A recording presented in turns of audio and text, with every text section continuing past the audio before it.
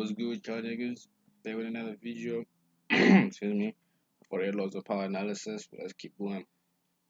Law number 22. And it says surrender is the best strategy.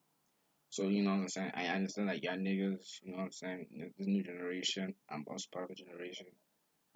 We tend to believe that we either fight to the death and die a hero, you know what I'm saying? Die a hero. Or, you know what I'm saying, we win the battle through brute force, right? But like, you know what I'm saying? You gotta look at it like from a different standpoint. Just surrender, my guy. Surrender. You know what? Like, check. Surrender is the best thing to do when you're cornered. You know what I'm saying? Not only will it give you time to recover, it will also give you opportunity to observe your enemy and plot a devastating revenge. Surrendering can also be used as a smoking act to your enemy. All you have to do is over obey the enemy. Yeah, all you have to do is always over obey the enemy because you will not get punished for what you were supposed to do. Like let's take it from what we have what from a recent standpoint. Bullying. If someone is bullying you physically, you surrender because you know why? You have to surrender right then and there. You have to surrender because if you fight back, you know you.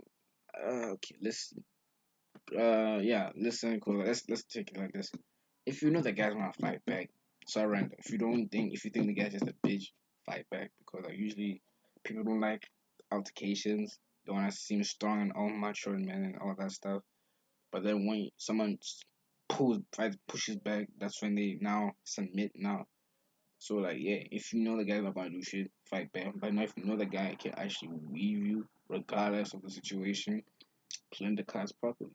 Surrender because now look, I mean yes, he's gonna beat you up. He might not beat you up then, or he might even still beat you up. You cannot like as he beating up, you gotta understand that you have to observe like how does he do it? How do you know when he's about to take a punch with this hand or with that hand? Does he put his foot down? Does he put the alternative foot down then punch?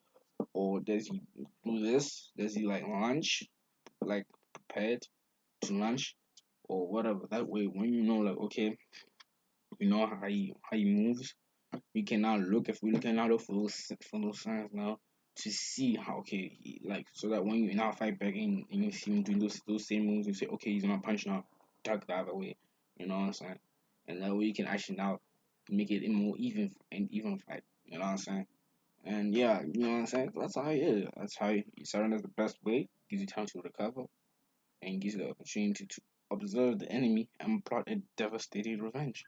You gotta understand now, like just gotta understand like the laws of power is applicable everywhere. You know what I'm saying? Like people say that it's not. I mean, it's not applicable in some senses.